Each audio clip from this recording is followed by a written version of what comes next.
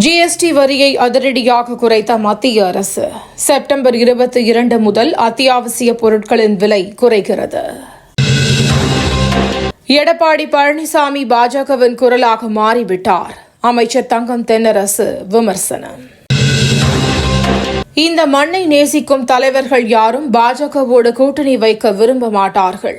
செல்வ பெருந்தகை கருத்து. நாய்களை ஒழித்தால் நோய் வரும். சீமான் பேட்டி.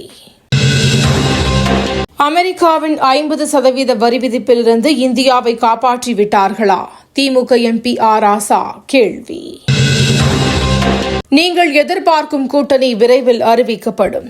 அன்புமணி ராமதாஸ் அறிவிப்பு. சென்னையை தொடர்ந்து கோவையிலும் டீ காஃபி விலை உயர்வு. சாமானிய மக்கள் அதிர்ச்சி. சிறந்த கல்வி நிறுவனங்களுக்கான தரவரிசை பட்டியல். ஒட்டுமொத்த பிரிவில் ஐஐடி மெட்ராஸ் முதலிடம். பூந்தமல்லி பரந்தூர் மெட்ரோ வழித்தடத்தில் முதற்கட்ட திட்டம்.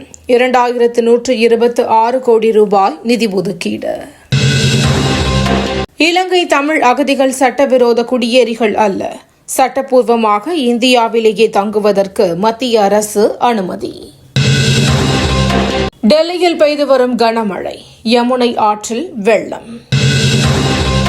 வரி விதித்து எங்களை கொல்கிறது இந்தியா. ட்ரம்ப் குற்றச்சாட்டு. அனைத்து வகையான கிரிக்கெட் போட்டிகளிலிருந்தும் ஓய்வு. இந்திய கிரிக்கெட் வீரர் அமித் மிஸ்ரா அறிவிப்பு. ஆன்லைன் சூதாட்ட செயலி வழக்கு.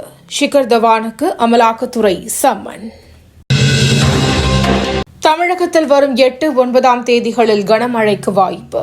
வானிலை மையம் கணிப்பு. தினந்தோறும் காலை தலைப்புச் செய்திகளை உடனுக்குடன் தெரிந்து கொள்ள வணக்கம் இந்தியா நியூஸுடன் இணைந்திருங்கள்.